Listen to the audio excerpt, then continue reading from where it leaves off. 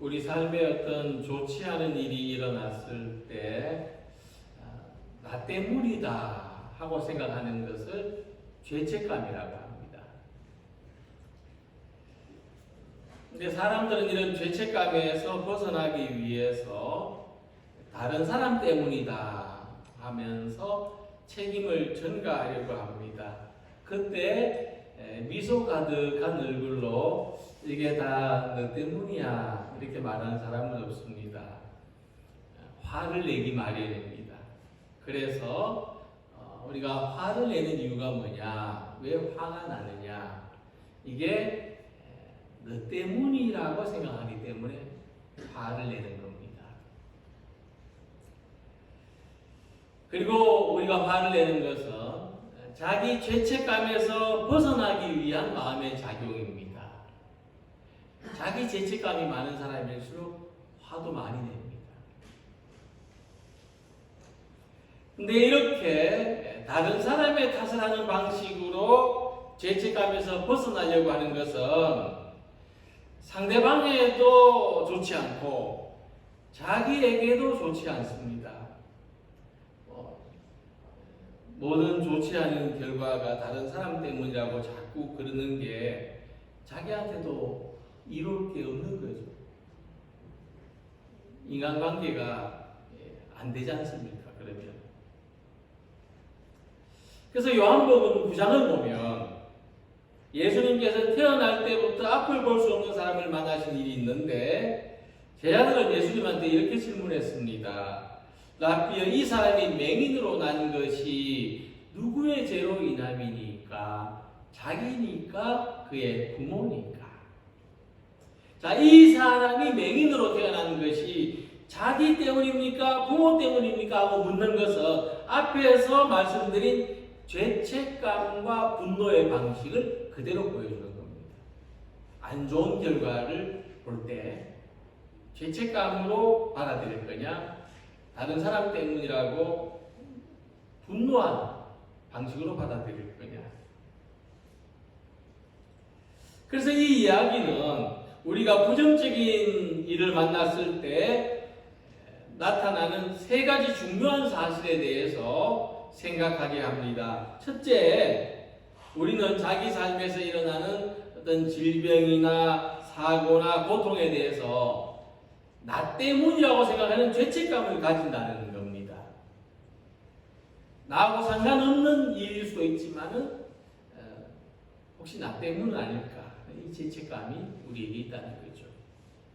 둘째로는 또 반대로 이게 너 때문이라고 하는 분노를 가진다는 사실입니다. 이런 이야기가 있어요. 인간관계에서 상대방한테 너무 허용해주면은 그 사람이 미워진대요. 해달라는 뜻 다 해주고 나면 그 사람이 밉대요. 그런데 상대방한테 너무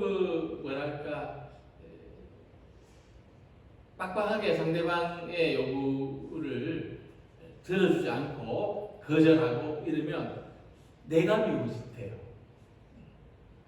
남한테 자꾸 거절하고 차단하고 이러면 자기가 미워진대요. 그래서 우리는 이 두 가지, 죄책감이나 분노 나타내는 거예요. 그리고 세 번째로는 남을 탓하는 것으로 죄책감에서 벗어나려고 한다는 겁니다. 근데 놀랍게도 예수님은 전혀 다른 방식을 보여주시죠. 요한복음 5장 3절에서 뭐라고 말씀하시냐 하면 이 사람이나 그 부모의 죄로 인한 것이 아니라 그에게서 하나님이 하시는 일을 나타내고자 하심이라. 그러니까 사람이 안 좋은 일을 만날 때마다 이 사람이 날 때부터 맹인이었는데 지금 나이가 한 30 됐다고 하면은 항상 30년 동안 이 안 좋은 일에 대해서 죄책감을 가지거나 분노하거나 이런다면 그 삶이 얼마나 힘들고 괴롭겠습니까? 날 때부터 맹인된 이 사람도 예수님 만나기 전까지 자기 탓을 하거나 부모를 원망하거나 또는 세상과 하나님을 원망하는 방식으로 살아왔는지 모릅니다. 하지만 이 죄책감을 가지거나 분노하는 것으로는 결코 우리 문제를 해결할 수 없습니다. 삶의 문제가 해결되지 않습니다. 자기의 상황이 개선될 수가 없습니다.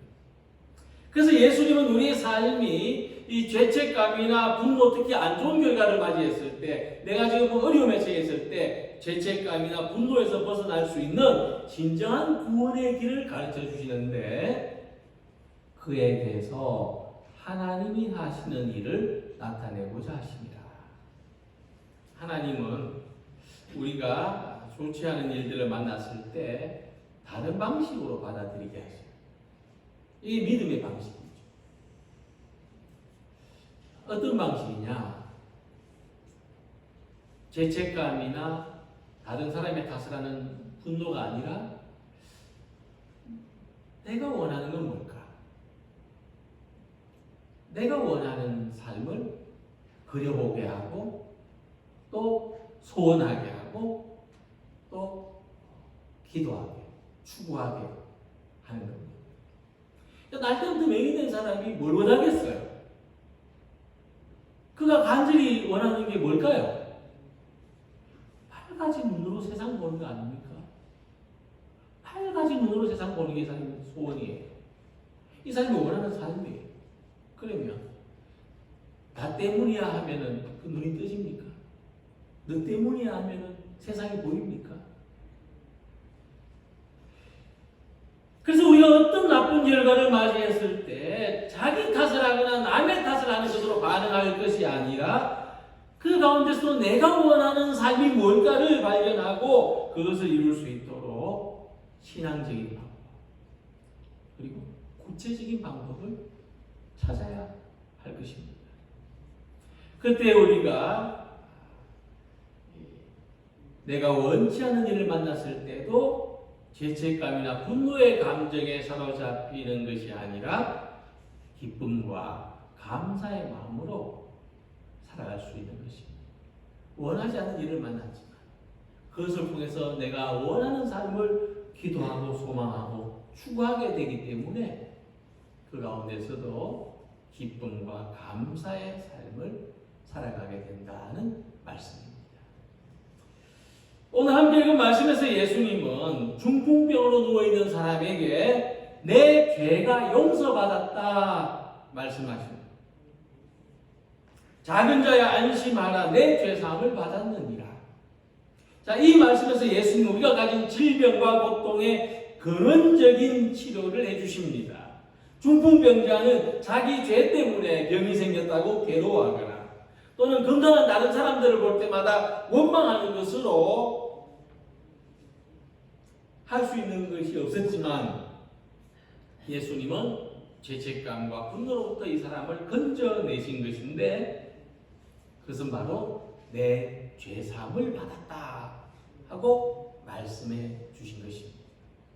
그런데 이것을 지켜보던 어떤 사람들은 불편한 마음을 감출 수가 없었습니다. 어떤 서기관들이 속으로 이르되 이 사람이 신성을 모독하였다. 왜 그러냐 하면 그들은 중풍병 같은 그런 아주 심각한 질병은 하나님이 내리신 벌이라고 생각을 했어요. 그렇기 때문에 하나님이 벌을 주셨는데 예수님이 내 죄가 용서받았다 하는 것은 분수에 넘는 말을 하신 것이다. 또 그리고 하나님을 모독하는 말을 했다. 그런 생각을 한 것입니다. 그러나 예수님 이렇게 말씀하십니다. 내 죄사함을 받았느니라 하는 말과 일어나 걸어가라 하는 말 중에 어느 것이 쉽겠느냐?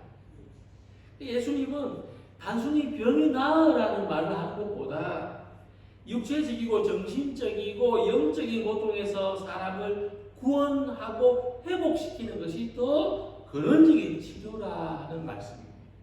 그리고 이것은 예수님이 임의로 하는 것이 아니라 하나님께서 예수님에게 주신 권능이라고 말씀하십니다. 그래서 예수님은 하나님이 맡기신 권능으로 이 중풍병자가 사로잡혀 있는 죄책감과 원망에서부터 구원해 주셨습니다. 이렇게 우리는 사람이 겪는 고통의 문제를 죄와 연관 짓는 데 익숙합니다. 우리 삶에 예상치 못한 어려움이 찾아왔을 때도 우리는 혹시 이것이 죄 때문이 아닌가, 내 잘못 때문인가, 아니면 다른 사람 잘못 때문인가, 이렇게 생각하는 이런 생각으로 문제를 해결하려고 할 때가 많습니다. 물론 어떤 어려움이 어떤 잘못이 있었기 때문에 어려움이 찾아왔을 수도 있습니다. 하지만 그렇다 하더라도 자기에게 죄책감을 가지거나 남을 비난하는 것으로는 문제가 해결되지가 않습니다. 어려운 일을 만났을 때 우리는 나는 무엇을 소망하는가? 나는 어떤 구원을 바라고 있는가? 그것을 고통 속에 있든지 시련 속에 있든지 절망 속에 있든지 그 소망을 붙들고 기도하는 우리 성도님들이 되시기를 기원합니다. 그래서 예수님은 이 서기관들처럼 또는 예수님의 제자들이 이거 누구 죄 때문입니까? 물었던 것처럼 중풍병자를 비난하거나 정죄하거나 왜 못 일어났느냐고 꾸짖거나 이렇게 하지 않으시고 그가 무엇을 원하는가에 집중하셨습니다. 네가 원하는 게 뭐냐? 예수님 그것을 중요하게 생각하셨습니다. 아마 오늘 예수님 우리를 만나더라도 만약 우리가 이런 중풍병자와 같거나 또는 어떤 삶의 여러 가지 문제 속에 있는 사람이라 할지라도 예수 우리한테 물으실 겁니다. 너 무엇을 원해? 너는 무엇을 원하느냐? 그는 자유롭게 움직이는 것을 원했습니다.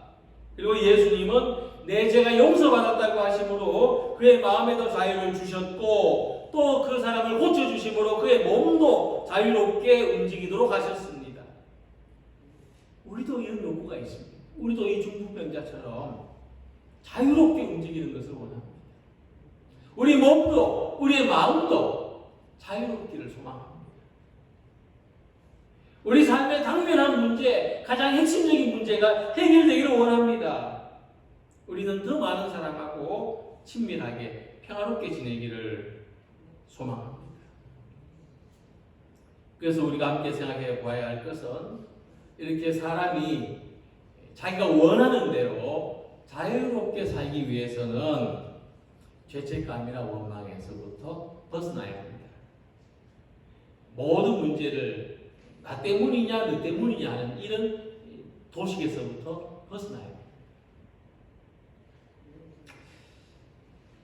정죄하는 마음이 자기를 향하면 자기를 마비시키고 다른 사람을 향하면 다른 사람도 꼼짝 못하게 합니다. 인간관계, 사회적인 활동, 심지어 하나님을 향하는 신앙적인 영역에까지 모든 것을 마비시켜버려요. 이 중풍병자처럼. 그러나 이제 용서하시고 정죄하지 않으시는 하나님의 사랑으로 우리가 고통 속에서도 자유롭게 되는 길을 찾았습니다. 하나님은 그 누구도 정죄하지 않으십니다. 하나님은 우리 삶이 맞이하는 모든 부정적인 결과가 죄 때문이라고 말씀하시지 않습니다. 하나님이 원하시는 것은 모든 사람이 이 죄와 죽음의 세력에서부터 자유함을 얻는 것입니다. 하나님 우리 삶이, 우리의 마음이 자유롭고 편하기를 바라십니다. 그래서 하나님의 아들 예수 그리스도께서 우리를 죄에서 구원하셨습니다. 그러므로 이제 죄와 그것이 주는 죄책감과 또 원망하는 마음으로부터 자유를 얻어서 우리가 원하는 대로 은혜와 평안을 우리가 누웠던 자리에서 일어나서 사랑의 힘으로 움직이는 우리 교회와 성도들이 되시기를 소망합니다. 예수님께서 이 중풍병자를 고치신 이야기는 굉장히 그 어떤 실제적인 치유에 대해서 말해주고 있습니다. 예수님은 중풍병자에게 내 죄가 사함을 받았다고 말씀하신 후에 일어나서 걸어가라 하고 말씀하셨습니다. 실제적인 치유가 일어난 거죠. 중풍병자가 걸었다는 이야기 아닙니까? 그런데 예수님께서 일어나라고 말씀하셨다 해서 모든 사람이 일어날 수 있는 것은 아닙니다. 예수님께서 일어나라고 말씀하셨지만 이 말씀을 듣고 이 말씀을 읽는 모두가 일어날 수 있는 건 아닙니다. 어떤 사람이 일어날 수 있느냐? 자기가 일어날 수 있다는 것을 믿는 사람이 일어날 수 있습니다. 나는 날 수 있다, 나는 날 수 있다 100번을 말해도 가만히 앉아가지고 이러면은 날 수 없는 거죠. 어린아이들 보면 일어날 수 있는데도 일어나지 않으려고 하는 애들이 있습니다. 걸을 수 있는데도 자꾸 안아달라고 하는 아이들이 있죠. 이같이 우리들한테 일어날 수 있는 능력이 있지만 일어나려고 하지 않는다면 어느 누구도 일어날 수 없습니다. 우리는 주님의 말씀으로 일어날 수 있다는 것을 믿을 때 일어나서 걸을 수 있습니다. 예수님께서 중풍병자한테 일어나서 걸어가라 하신 것은 단순히 다리의 기능만 활발해지라 하는 말씀이 아니라 그의 몸과 그의 정신적인 활동을 전체적으로 포함해서 움직이라 하시는 말씀입니다. 그는 마음에서부터 일어나야 합니다. 그리고 실제로 팔과 다리에 힘을 줘야 합니다. 그럴 때 일어날 수가 있습니다. 예수님은 죽었던 회당장의 딸과 나사로를 다시 살리실 때 일어나라고 말씀하셨습니다. 사도 바울도 우리가 부활의 능력으로 다시 죽은 자 가운데서 다시 살아나는 것을 일어난다고 말했습니다. 에베소서 5장 14절 말씀을 보면 그러므로 이르시기를 잠자는 자여 깨어서 죽은 자들 가운데서 일어나라. 하지만 예수님께서 일어나라고 하셨는데도 내가 일어날 수 있다는 것을 믿지 않는다면 그는 누구도 일어나려고 시도하지 않을 것입니다. 그래서 예수님은 이 중풍병자가 잃어버린 능력, 일어날 수 있는 능력을 회복시켜 주셨습니다. 이제 필요한 것은 그가 주님의 능력을 믿고 일어나서 걷는 것입니다. 우리는 믿기만 하는 것이 아니라 믿음대로 행하는 능력이 필요한 것입니다. 그래서 일어나서 걸으라는 이 말씀은 우리의 삶을 치유하시는 주님의 능력을 믿고 그 믿음대로 행하라는 말씀입니다. 우리가 믿는 것을 행하는 성도 여러분들이 되시기를 축원합니다. 이 캐나다의 노인들 사이에서는 깨워주기 모임이라는 것이 있습니다. 사람이 사회생활 활발하게 하다가 은퇴를 하고 이제 할 일이 없어지면 그냥 아침도 누워 있고 점심도 누워 있고 저녁도 누워 있는 그렇게 지내는 사람들이 많습니다. 특히 혼자 사는 사람들을 점심도 거르고 침대에서 일어나지 않는 일이 허다한데 그러다가 어느 날 갑자기 돌연사를 하는 겁니다. 고독사라고도 하죠. 갑자기 고독사를 맞이하는 사람들이 많다고 합니다. 그래가지고 노인들끼리 깨워주는 모임을 만들었대요. 한 사람이 돌아가면서 매일 아침마다 다른 회원들한테 전화를 계속 하는 거예요. 그래서 일어나라 깨워준다는 거예요. 이런 모임을 시작한 다음부터 고독사를 맞이한 노인들의 수가 훨씬 줄어들었다고 합니다. 깨워주는 사람이 있어야 한다. 그렇죠? 이처럼 예수님은 우리를 깨우십니다. 스스로 일어날 수 없는 사람들에게 일어나라고 말씀하십니다. 오늘 몸은 움직이고 있지만 믿음이 잠들어 있는 우리들을 향해서도 일어나라, 일어나라 하시는 이 주님의 음성을 듣는 성도들이 되시기를 소망합니다. 이 중풍병자가 예수님한테 나올 때는 다른 사람이 도와줘서 나왔습니다. 근데 이제 누웠던 자리에서 일어나서 걸어가는 것은 자기가 해야 돼요. 이거 다른 사람이 대신해 줄 수가 없습니다. 그러니까 그 사람한테는 이 예수님의 말씀을 믿고 그 말씀대로 행하는 능력이 스스로 할 수 있는 능력입니다. 우리가 예수님을 믿고 그 말씀을 믿을 때 스스로 할 수 있는 힘이 생깁니다. 그래서 오늘 우리들이 예수님으로 말미암아 걸을 수 있는 능력이 회복된 것을 믿으시고 이 믿음이 우리 안에서 충만해지시기를 소망합니다. 그래서 우리가 누웠던 자리에서 일어나서 우리 앞에 놓인 삶과 믿음의 길을 힘차게 걸어가는 성도님들이 되시기를 소망합니다. 예수님은 이 사람한테 또 말씀하십니다. 내 상을 가지고 집으로 가라. 이제 완전히 이 중풍병자가 다시 일어나서 걷는 것은 이 말씀에 비하면 아무것도 아니에요. 이 말씀에서 이 사람의 삶에 완전한 역전이 일어납니다. 그는요, 한 번도 누웠던 자리에서 일어나 본 적이 없습니다. 중풍병 걸린 다음부터는 침상하고 한 몸이 되었습니다. 심지어 예수님을 만날 때도 다른 사람이 침상을 들고 예수님한테로 왔는데 마가복음의 기록을 보면은 사람들이 워낙 빽빽하게 모였으니까 그냥 한 몸이 사람 사이 이렇게 헤치고 예수님한테 가는 건 좀 그래도 할 수 있잖아요. 근데 이 침상에 누운 사람은 그렇게 못합니다. 그러니까 친구들이 어떻게 했냐니까 그 집에 지붕을 뜯어내고 달아서 밑으로 내렸다. 이런 말씀이 있었어요.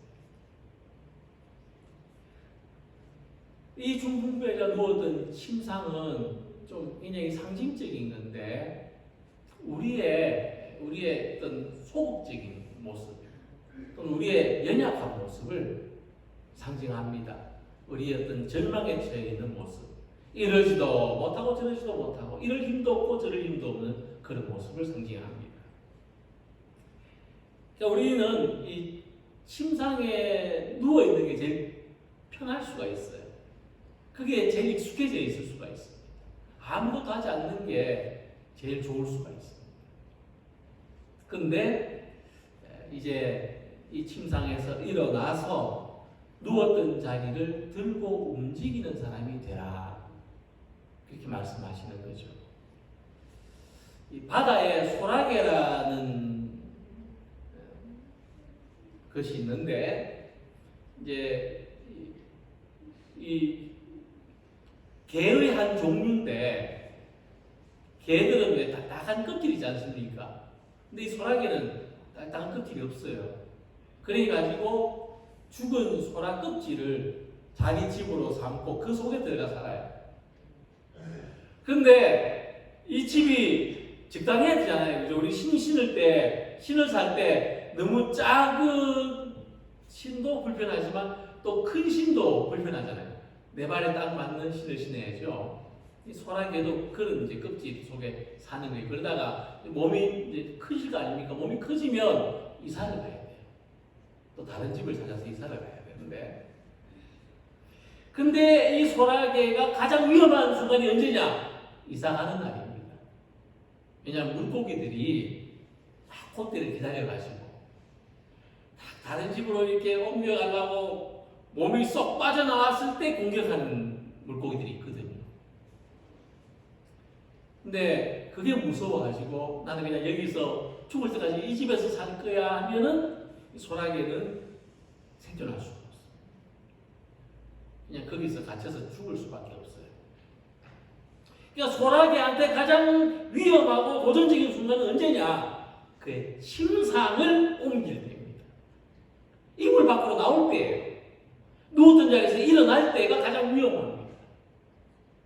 이처럼 우리가 이 각자의 침상을 가지고 있는데 이 침상 밖에 나가는 건 참 위험해 하고 벗어나려고 하지 않습니다.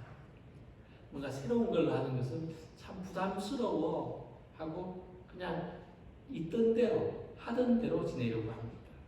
하지만 우리가 자기의 성장을 위해서 과감히 밖으로 나올 때 침상을 벗어나서 오히려 침상을 들고 이동할 때 우리는 더욱 충만하고 완성된 삶을 살아가게 된다 하는 말씀입니다. 그래서 이 사도 바울이 자신의 약함과 마주쳤는데 그럼에도 불구하고 사도 바울은 절망하거나 낙심하지 않았습니다. 오히려 새로운 힘이 생겼습니다. 주님은 약한 사람을 그대로 버려두시는 것이 아니라 오히려 그 약함을 통해서 힘과 소망을 주신다는 사실을 깨닫게 됐습니다. 그러므로 사도 바울은 자신의 가시를 위해서 3번이나 기도했고 그럼에도 불구하고 그 가시가 사라지거나 제거되지 않았지만 오히려 이를 통해서 주님을 더 의지하고 더욱 강한 사람이 되었고 더욱 능력 있게 살 수 있는 사람이 되었다 고백하고 있습니다. 이것이 바로 자기가 놓은 침상을 들고 걸어가는 사람의 모습입니다. 우리는 침상에 누워서 아이고 하고 지낼 사람이 아니라 침상을 들고 갈 수 있는 믿음을 가진 사람인 줄로 믿습니다. 침상을 들고 갈 수 있는 능력을 주님께로 받는 줄 믿습니다. 예수님은 이 치유된 중풍병자가 자기 집으로 돌아가기를 원하셨고 그가 그 집에 돌아갔을 때 사람들이 하나님께 영광을 돌렸다고 했습니다. 하나님께 영광을 돌리는 삶은 나하고 상관없이 저기 아주 멋진 교회에서 아주 멋진 사람들이 모여서 하는 일이 아닙니다. 하나님께 영광을 돌리는 일은 오늘 나로부터 비롯되는 것을, 나로부터 시작되는 것을 믿으며 살아가시기를 소망합니다. 우리의 삶이 이렇게 바뀔 때, 침상에 누워있던 삶에서 침상을 들고 가는 사람이 될 때, 고통과 약함 속에서 아이고 죽겠다 매일 그렇게 살아가는 사람이 감사함과 기쁨으로 살아가는 사람이 될 때 하나님이 영광 받으시게 될 줄로 믿습니다. 예수님의 말씀을 따른다면 우리 모두가 변화될 수 있습니다. 중풍병자 침상을 원망한들 어떤 변화가 일어날 수 있겠습니까? 그러므로 새로운 삶은 자기의 처지를 탓하거나 다른 사람을 원망하는 것이 아니라 주님의 능력을 믿고 내가 진정으로 원하는 삶, 내가 참으로 소망하는 삶, 내가 되기를 바라는 그 삶을 살아가는 데서 시작되는 것입니다. 이제 우리는 다른 무엇을 의존해야만 살아갈 수 있는 사람이 아니라 오직 예수님의 말씀을 믿고 약함이 강함으로 변화되어서 하나님께 영광을 돌리게 하는 성도들이 되시기를 소망합니다. 혹시 오늘 이 예배에 나올 때 억지로 떠밀려서 부담감 때문에 침상에 누워서 다른 사람에게 실려서 그것이 다른 사람의 어떤 힘에 의지하거나 마음이 자꾸 신경이 쓰여서 참석하셨다면 이제 집으로 돌아가실 때는 누웠던 침상을 들고 힘차게 걸어가는 모든 성도들이 되시고 하나님께 영광을 돌리는 삶이 되시기를 주님의 이름으로 기원합니다. 기도드리겠습니다.